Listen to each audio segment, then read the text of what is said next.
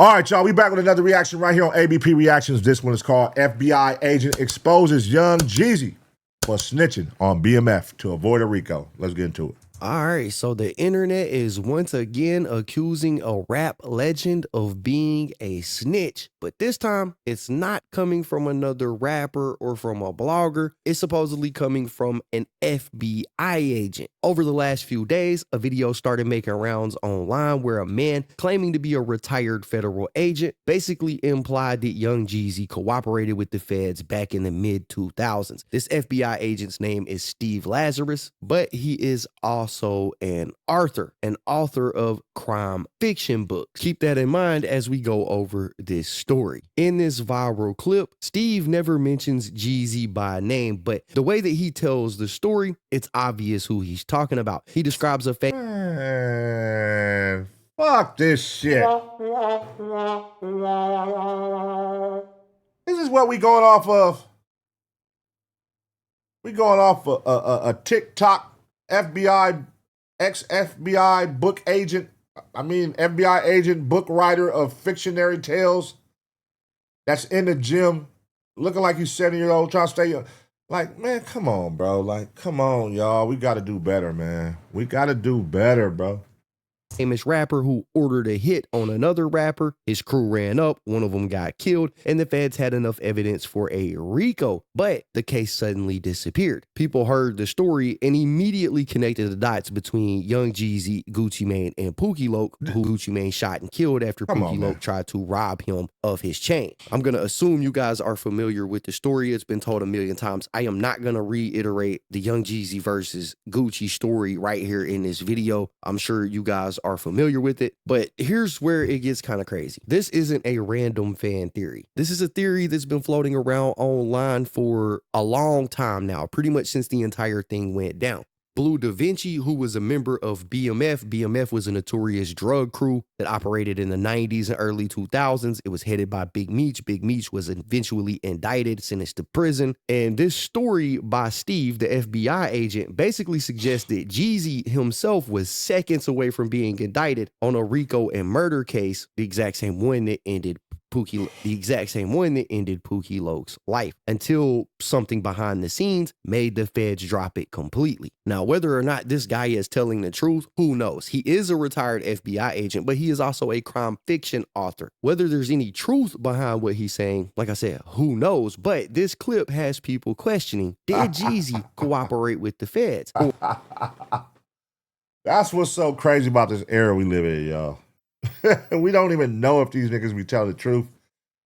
We don't even know if these niggas be real, like, credible FBI's. Just because you work for the FBI don't mean you was a great one. You know what I'm saying? That's what people don't always take in. Like, man, like, what? I work for the FBI. What did you do at the FBI, nigga? Who are you? Like, I'm saying now, he could be a great one, but I'm saying people don't even take time to go research that. Let's see how credible you are before I believe the words that come out of your mouth. Let me see how credible you are, because I just met you 2 seconds ago. It's not like, now if you're somebody that's been watching him for years or for months and you know he's credible, that's different. I get that. I understand you understanding or believing him. But I'm talking about when it be like the people who just see this shit from scrolling on TikTok and they run past this video and then they run with the whole story. Like, how do you even know who he is? Like, do you know if he's credible? Do you know if this guy, oh, y'all saw that the nigga Jeezy a snitch? Like, you know what I'm saying? Like, and this ain't even about Jesus. I'm just saying in general, like, people will take a conspiracy theorist, their words from TikTok, and create a whole running narrative, bro. And this nigga could be on here just saying anything. He can know I'm clickbaiting the people. What they call it? Rage baiting the people. I'm a rage bait the people. I'm going to go in here, say whatever, and motherfuckers going to believe it. Or is this just another internet reach from a guy who's trying to sell books? Here's the clip that started all of this. Yeah, I'm not going to say the guy's name because he's pretty famous, and to be fair, he was never charged with a crime. But we had these two rappers in Atlanta in the early 2000s, and they were beefing with each other, trading diss tracks, the whole thing. Then rapper number one, the famous one, orders his goons to go beat up rapper number two and steal this gaudy gold and diamond necklace he wore in all of his videos, and that's where it got interesting.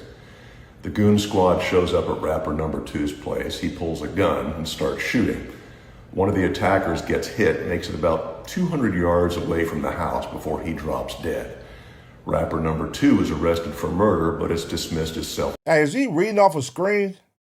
Am I tripping, or is he reading off a screen? Is he reading something? This nigga's selling an upcoming book, bro. Don't it look like he reading off a screen? This ain't like just off the top of the dome conversation. It look like he reading, bro. He know what he doing. He know what he doing. He's stirring up madness in the community, bro. So he could profit off our pain and our struggle. No, I messed y'all. I ain't finna get deep. I was finna hit y'all with the black power talk real quick. Defense. And the real criminal here is rapper number 1, who ordered the violent act that got his man killed. I had the phone records and 2 witnesses prepared to testify for what would have been a rock-solid RICO murder case. But for reasons that were never explained to me, the U.S. Attorney's Office declined prosecution, and rapper number 1 went on to have a phenomenally successful career. Oh well, win some, lose some. All right, so that's the clip that's been going viral, and you can see why people are reacting the way that they are. You got a man who claims to be a former FBI agent straight up saying that a rapper was part of a federal case that just disappeared. In other words, he calls it pretty much the one who got away. Now, the first thing I'll say is this. Anyone who's been around long enough knows how stories like this can get twisted over time, especially when you're talking about BMF, one of the most high-profile criminal organizations to ever be tied to hip-hop. Here's why the internet ran with it. The way that Steve Lazarus describes the situation, every single detail matched up with Jeezy's past, the city, the era, even the beef that turned deadly. People put that together. It started to look like confirmation of a rumor that's been floating around for years, that Jeezy somehow cooperated when the feds were circling in on BMF. Now, the problem is there's zero paperwork backing this claim up. No case files, no indictments, no court records, nothing that shows Jeezy ever took the stand or gave up information. All we got is this man's word, which, if we're being real, is kind of shaky. Because if you notice in that clip, he's careful not to say names. He keeps it vague. And that's what leaves people guessing. Now, he did like some comments on his post on Instagram where people were saying that this was about Jeezy and Gucci Mane. But it's hard to discredit what he's saying because there's one thing that really has never been in question. Ooh, that's some clout chaser shit. He gonna say, you said it, not me. You a clout chaser. Bro. You a clout chaser, bro. So you went over here and you put these people, or attempted to put them away. That was your job, to put them away for life. That was your job. You're an FBI agent. Your goal is to get these people, take the bad guys off the street, put them away for life. And then now you want to profit off their shit and write books about them and then now stir up madness.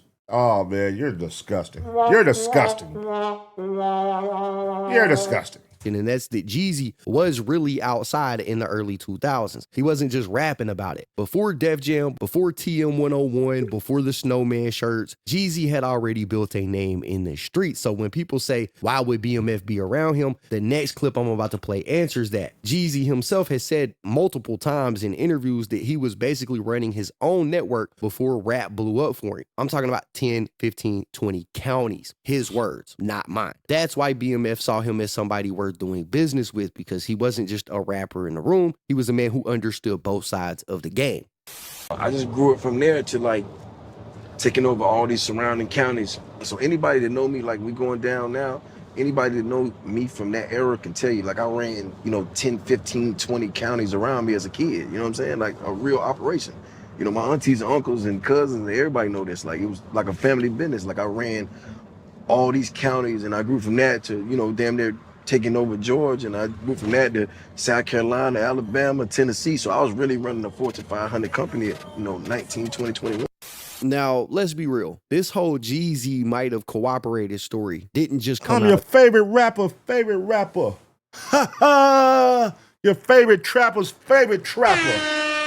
thin air. People have been whispering about it for forever, ever since BMF's indictments first dropped. Because when the feds first came through and took down basically everyone connected to that organization, a lot of people were shocked that Jeezy's name was never in the paperwork, especially considering how close he was to Meech and how often he shouted out BMF in his records and how deep he was moving in Atlanta during that time. And this is something that Blue Da Vinci has spoke about over the years. Before this Steve Lazarus clip ever hit the internet, Blue had already been on record hinting that something didn't add up with how Jeezy got out of the situation clean, right? Blue Da Vinci was a member of BMF. He's one of the people that was sitting on the front lines when the Fed circled in. He was in the indictments. He went to prison with everybody. So when Blue Da Vinci was speaking, a lot of people listened a little bit differently. And now that this clip of Steve Lazarus saying all this has surfaced, people have been going back and rewatching Blue Da Vinci interviews, and they feel like Blue was talking about the same thing that this FBI agent just described. Was Jeezy in the paperwork? Hell yeah. Yeah. I mean, this is public information. You can look up right now on your phone. Man testifies about Jeezy's cocaine selling. Type in your phone something like that. You're going to see one of the who name it Lights. Ralph Sims, the same that told about the limo that tried to say I told. Ralph Sims, Ralphie.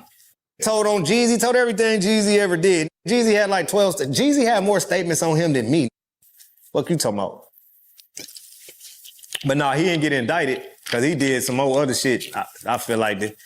I know some things he did, like he turned Meech cars into the feds. The same Porsche truck and that Ferrari I was talking about a while before he came to Miami and doing some lie detector tests about this gun case he caught one year in 06 when I went to go meet him. We had a shootout, not against him, but some other, like when me and him start trying to talk, some other popped it off with us and we end up having a shootout and he ended up going to jail for a gun. If anybody is familiar with that Miami case, him and Twin came back to do a polygraph test supposed to be for that shit.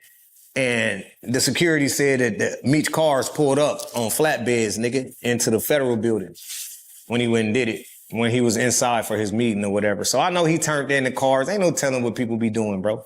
That's all I know he did. And then he told about the gun case that was already thrown out at the state level, and then the feds picked it back up. So everybody look up Big House. You look up Big House. He was a security for Jay-Z. He was a security for Big Meech. He was also security. Here's my thing when people do these type of interviews right here, y'all. It's like, this where it'd be like a gray area, but it's not a gray area. It's like, you go on these interviews and you sit, and then you basically, somebody who's free, you basically promoting like they shouldn't be free,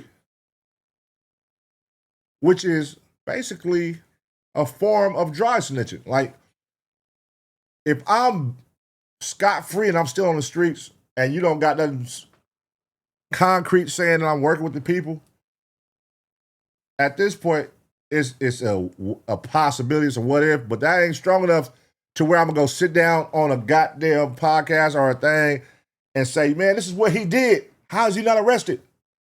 This is what he did. How is he not arrested? How is he still free? And it's like, wait, nigga, what if I'm not really, like you saying I am, but what if I'm really not working with him? You just told him. So that's dry snitch. And that's why I'll never get why people do that. Like, why do y'all go in here and talk about, I don't know. It's just like these hood vlogs right now. Like, why do y'all let niggas follow y'all around and show y'all everywhere y'all hang out, what park y'all hang out, what house y'all hang out, what liquor store y'all hang at? Y'all dry snitching on yourself so enemies could come through and take y'all down. But on this scale, you dry snitching so feds and for the FBI and everybody could come take y'all down. For Young Jeezy. Yeah, Jeezy put the people on his ass and he'll let you know if you look him up, he talking his story, and you got all these people with these accounts of these people that's out here. Sorry, y'all, I just be the bearer of bad news because 10 years go by and people act like they ain't never heard nothing, don't know nothing. Like, hold on, the selective politics shit gotta stop. Now, you heard what Blue said right there in that clip. He claimed that Jeezy actually turned in cars and other things connected to this federal case against BMF. That's heavy stuff because if it's true, it would mean that Jeezy was actively cooperating with the same people who were trying to bring down BMF. But here's the thing. Blue Da Vinci has been saying stuff like this for years. This isn't some new revelation that just came out because of the FBI video. If you followed this story for a while, you know Blue Da Vinci has been calling Jeezy out since the mid-2010s, right after he got out of prison. Yeah, the problem is, back then, then, most people just didn't take Blue Da Vinci seriously. He definitely been going at Jeezy for a minute. And Blue Da Vinci rapped too. He done put out diss records on Jeezy, all that shit. He rapped too. They was both in BMF at the same time. So this has been like an ongoing thing, but you know, nothing rock solid. Nothing has stopped Jeezy, man. Like shit, Jeezy's still doing his thing. Shit. I did think I heard about like Jeezy getting into a fight recently at a club. Oh no, I did hear something, but that never hit the internet. Don't worry. A lot of fans and blogs brushed it off as jealousy. They looked at it as Blue was being bitter because his career never took off while Jeezy became a superstar and went legit. And honestly, from the outside looking in, that's kind of how it looked. One guy was doing time while the other one was on TV performing with Jay-Z. It's easy for people to assume that it was just resentment on Blue's behalf. But over time, Blue has started giving specific examples of why he felt like something wasn't right with Jeezy. He wasn't just talking out of emotion. He started naming real events, real moves in the business, and things that made him question Jeezy's loyalty. One of the main examples that he brought up while he did his Cam Capone interview was a record that he did with Jeezy that he tried to release. According to Blue, Jeezy refused to sign off on this record, and this was one of the moments that made him think, yeah, this dude might really be working with them people. Because what? Because he didn't want to sign off on a record? Yeah. Oh. Hey, listen, man, this should be crazy. It'd be crazy how niggas fall out and then sometimes, you know, just you be too deep in your head sometimes, man, and it'd be like the small things. Yeah, this shit get crazy. But no, this has been an ongoing, long-standing beef. I don't know who's right, who's wrong in that situation, but he definitely stands firm on believing Young Jeezy worked with the people. That's Blue Da Vinci definitely does. You know what I'm saying? And Jeezy definitely has maneuvered through all that. If he found a way to shake that, and nigga, he's still out here doing his thing, still running. He got all them properties and real estate in Atlanta. He done formed all kind of big business deals and all kind of shit going in Atlanta right now. So it ain't stopped his motion. So that lets me know, does the streets still dictate? Never mind. That's a whole nother conversation. He seen it as this was Jeezy trying to distance himself from anything BMF related. And I pushed the record out. It was on Koch. It was getting promoted and all the shit. It was getting promoted correctly. All the numbers was right. I was like 300 and some spins a week on my BDS at the time. And I got a call from my team. It was like, bro, they talking about, it was like a Tuesday. I think it was a Tuesday, if I am mistaken. I was on the road on my tour bus, and I got a call from my team, and they said that on Thursday, in 2 days, they gonna pull the record from radio if they don't get Jeezy and CTE signature. They wasn't signed off for the record. So I like, what? I'm like, all right, hold on, bro. Let me call this and blah, blah, blah. So I called it. And this wasn't the first time I called them about that. It was already mentioned before they dropped the shit. So they dropped it, and we still didn't have the signatures. And I think it was dropped on good faith that we was going to get the signatures from Alan Grunblatt at Koch. They got the shit. They worked it out with Clear Channel or whatever. So, you know what I'm saying? So the record could stay up there, and they was telling them that they going to have the paperwork or however it went. But them motherfuckers, I called Jeezy. He swear up and down to God in heaven. He signed off and all this shit. But I had my signature, then my signature for BMF Entertainment as the owner. So we getting somewhere. This ain't over no paperwork. This over some entertainment paperwork. Blue Da Vinci wanted that feature sign off. His song was going up at radio. This was his big shot. 300 spins a week. I'm on a tour bus. I'm doing it up. This is my shot right here, baby. And you don't want to sign. So you just fucked my motion up. So now it's fuck you for life. So I get it. Okay. Then we had Alan Nim's signature from Koch. Then we had John Jackson, which is Fabulous name as an individual, Fabulous, the artist. Then we had Skane and Clue for Desert Storm was signed off. I had those signatures. I saw them with my eyes. Then I think I had, at this time, was Jay Brown's signature from Def Jam. He was the vice president of Def Jam at that time. I believe his signature was on my record for Def Jam. We came from like him coming to the house and chilling, borrowing the whips and borrowing cars and getting work from the homie. And you know what I'm saying? From that to him, like, he'll be spots and we want to pull up. And hey, has Big Meech, since he's been out of jail, has he done an interview or anything besides him being on Instagram taking pictures all day? Has Big Meech sat and did a podcast yet? I want to find if he did. I'm interested. I don't know. He got like a wild mystique. Like he doesn't talk. Maybe that's from being, you know, old school, staying out the camera, staying out the way. But I mean, you can't say that because he's taking pictures every day on his Instagram. So curve us, you feel me? You know, Def Jam, at that point, Def Jam was scarred. They didn't want no more people that coming through their offices that can potentially, they get, you know what I'm saying, caught up with the feds with. So they was pressuring Jeezy. I didn't know at the time. I'm on AI. Man, we done gave this dude money and I produced the records and he ain't clearing them. F him. But like I say, he got away from us as far as like, you know, at that point when he started rolling, his career started going like this, he was told to not affiliate with us like that. You know what I'm saying? He was told that. Now, this is where we get into one of the most dramatic parts of Blue Da Vinci's testimony. The moment where things allegedly went from words to bullets. Because, listen, it's one thing to claim somebody was cooperating and turning cars over. It's another thing entirely when you bring guns, showing up in person, and confrontation into the picture. That's when theories turn into real conflict. And Blue says on one occasion, he drove up to meet with Jeezy to confront him. And what was supposed to be a discussion actually turned into a shootout. So in this next clip, you'll hear exactly how Blue describes that moment, how he got to Jeezy, what sparked it, how things escalated, and how this eventually led to him believing that Jeezy was in fact cooperating. Let's roll the clip. And I talked to him like, bro, where you at? I'm just finna pull up. I left my tour route and drove the bus all the way to Miami to go have a conversation with Jeezy about the record being signed off. And that's when that shootout happened that I was just talking about previously. I went to talk to him about that record. That's what the conversation was about. I was coming to meet him and confront him about the shit with all of this shit with me. And as soon as we start talking, Tula was walking down the street with dreads and they're like, oh shit, there go Jeezy, dog. And they're like, oh, and Blue, that's Jeezy and Blue, nigga, that's BMF right there, nigga. Oh, bro, let us get a picture. And then my little cousin twin, big twin, he like, oh, nigga, they ain't taking no picture. You see they trying to talk. So the little like, well, and then the twin fired him. Boom. And that's what started that shit that ended up to the shootout. And me and him never talked about the record right there because that fight. God damn. Niggas' pride is crazy. Imagine driving all the way to Florida to go have a conversation and y'all don't get to have the conversation because y'all decided to shoot at niggas because they asked for a picture of two celebrities or quote unquote a celebrity and a nigga who popular. You know what I'm saying? Like, how you get mad and have a shootout just because they asked for a picture? And then you didn't get the business done, and now you mad at Jeezy, and y'all never ever been able to talk about the record ever since.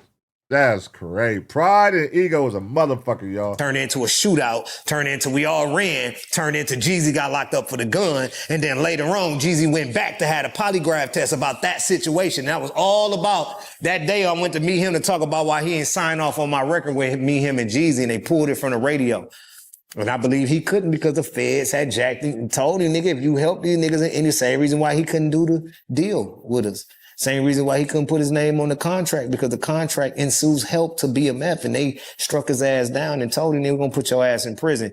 If you continue to help Big Meech and Blue in that BMF shit, you're going to fully pull away from that shit. Like, there ain't nobody else stopped quitting the mob. He the only in history that just stopped claiming the mob. So there you have it. That's the story that's got the streets and internet buzzing right now. We started with an alleged FBI agent claiming that Jeezy cooperated and avoided a RICO indictment. We've looked at Jeezy's own words about how deep he was in the streets and why BMF would even want to work with him in the first place. We've heard from Blue Da Vinci, someone who's been calling Jeezy out for years, detailing everything from the cars to the record dispute, all the way to the shootout that led to him believing Jeezy cooperated. Now, whether you believe Jeezy ever cooperated or not is totally up up to you. There's a lot of speculation here, but there's one thing that's clear, and that's that his past connections and his street reputation created a situation where these questions would always follow him, right? There's nothing solid here. The FBI agent didn't provide any paperwork or anything that said that Jeezy cooperated, but I mean, it is an FBI agent. If you were going to take the word of anybody on something like this, I would assume that an FBI agent's word would be the most trustworthy source. But because this dude is an author, he's trying to sell books, crime books. That does make me a little skeptical of. Man, we know what's going on here, bro. He's capitalizing off some running theory that's been going on over a case that he once worked, and he's capitalizing off it. Like, nigga, like, bro, this shit, 2005, and you're 20 years later, you're sitting here trying to stir it back up and all that shit, like, and you're acting like you're doing some groundbreaking shit or saying something that's never been said before. Obviously, you're just capitalizing off what Blue Da Vinci is saying. And it's not like you're breaking the news. Oh, once upon a time, there was these guys. I'm not going to say no name. Nigga, all you doing is taking what Blue Da Vinci said, and you're saying it without saying names, bro. Stop acting like you're breaking something new. And, you know, you're being an opportunist. That's what it boils down to. That's my take. He's being an opportunist. What he's saying, because, you know, people like that would do anything to drum up a little attention to get more sales on books that they're releasing. But that's what we got. That's the situation. What do y'all think? Did Jeezy give information to the feds, or is this all just hearsay? Drop your thoughts in the comments down below. Man, how the fuck we supposed to know? Unless we see some paperwork, we don't know. Shit, we just like you, motherfucker. Nigga, unless somebody present paperwork, but guess what?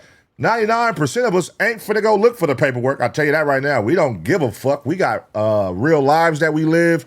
We got shit to do, and we got real people that we care about. If y'all think we finna go chase down rappers and their paperwork, and we're finna go to the goddamn court building and call in to the feds and do all, that's what we don't care about, nigga. So yeah, we'll watch, we'll react, but at the end of the day, listen, man, we don't give a fuck. It ain't gonna stop what we got going. And obviously the niggas who getting told on ain't stopping the niggas who they accusing of telling. So who the fuck cares at this point? Like, do something if y'all gonna do something about it. But otherwise, it just seems like everybody just saying, oh, you're this, you're that, you're this, and you're not doing nothing about it. So what's the point? Like, shut the fuck up. All right, do something. That's what it boiled down to. Let me know what y'all think, man. Let me know what y'all think. How should we react to these old people who go on TikTok and put out these theories, these conspiracy theories on our culture? Let me know in the comment section, man. Let me know if y'all think Jeezy did it or if he didn't do it. Do you care? Let me know that too. And shout out to Blue Da Vinci, man. Shout out to Jeezy. Shout out to everybody in this moment, man. Make sure y'all leave a comment. Smash the like button. I'm going to give you 2 seconds right now. Smash the like button. And as always, get ready for the next reaction.